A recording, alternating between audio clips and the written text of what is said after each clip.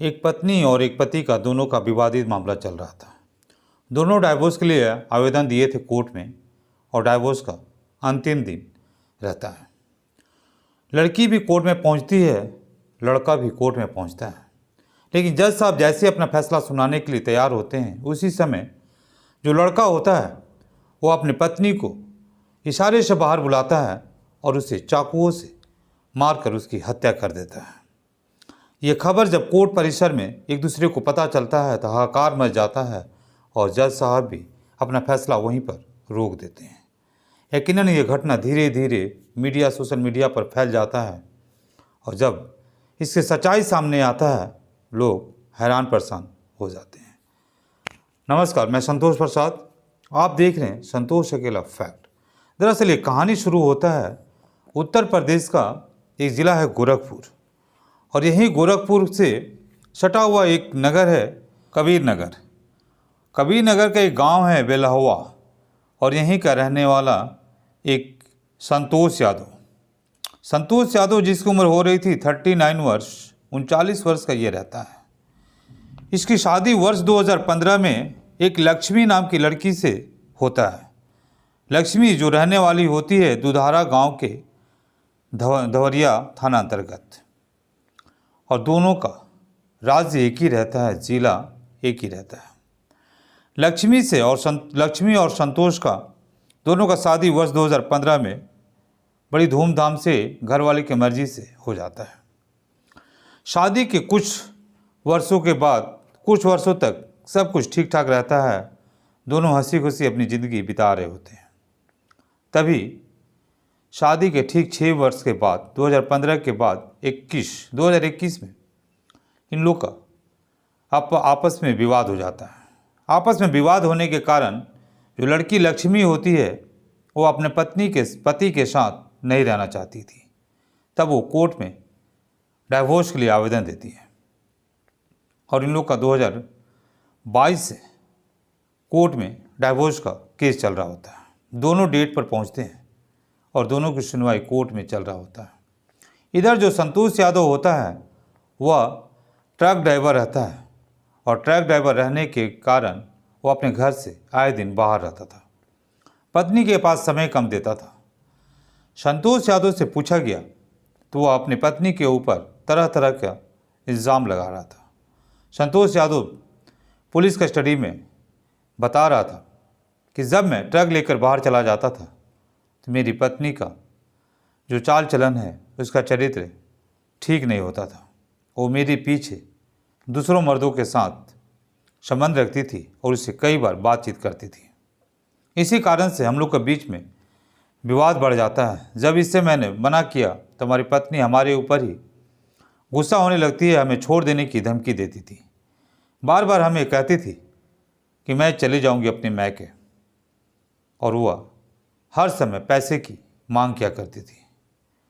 पैसे, गहने और ऐशो आराम की ज़िंदगी वो चाहती थी, लेकिन मैं ठहरा ट्रक ड्राइवर, मेरे पास उतनी पैसा, उतनी धन, उतनी दौलत नहीं होता था जिसके चलते मैं अपनी पत्नी लक्ष्मी का हर संभव उसको खुश कर सकूं। और उसे पैसों की चाह थी, अच्छी घर की डिमांड थी, गहनों की मांग थी, और जो मैं उसे पूरा नहीं कर पा रहा था। तब वो मुझे छोड़ देने की बार बार धमकी दे रही थी।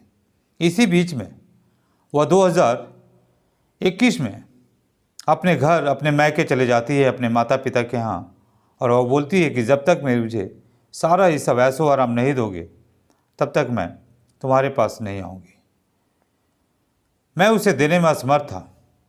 तभी वो मुझे छोड़ देने की धमकी देती है और जाकर वो न्यायालय में डाइवोर्स का केस फाइल कर देती है।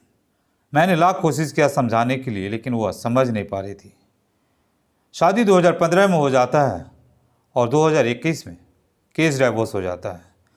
केस के लिए आवेदन हो जाता है।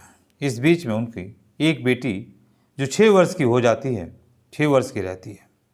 तभी महीना का अंतिम दिन चल रहा था, 31 जुलाई 2025। इस दिन इन दोनों का कोर्ट में अंतिम सुनवाई था डाइवोर्स का, और संतोष यादव वो जान चुका था कि मैं इस केस में हार जाऊंगा। वह उसके पत्नी को डाइवोर्स मिल जाएगा, क्योंकि उसकी पत्नी जो थी अपने पति के ऊपर डाइवोर्स के साथ साथ अपने और अपने बच्चों की, जो उसकी एक बेटी थी, उसकी मेंटेनेंस का भी उस पर केस की थी। संतोष को ये पता चल गया था कि केस तो हारेंगे, डाइवोर्स तो हो ही जाएगा, लेकिन उसके ऊपर जो मेंटेनेंस का चार्ज लगेगा वो संभव नहीं था उसे देना।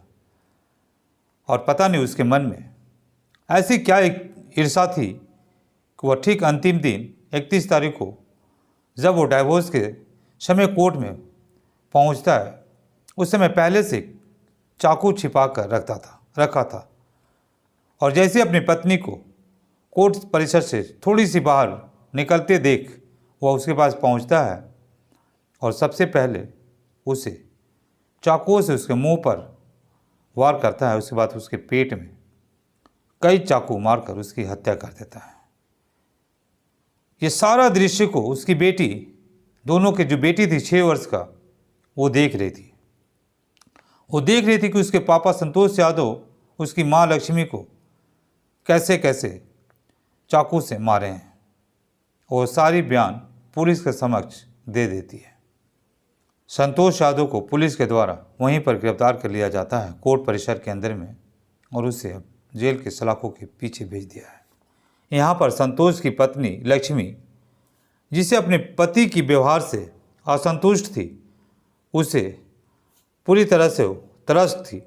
तब वो जाकर कानून का सहारा लेती है, और कानून का सहारा लेने के बाद वह अपने पति के ऊपर डाइवोर्स का केस करती है। लेकिन उसे कहाँ पता था कि उसका पति कोर्ट परिसर में पहुंचकर उसकी हत्या कर देगा।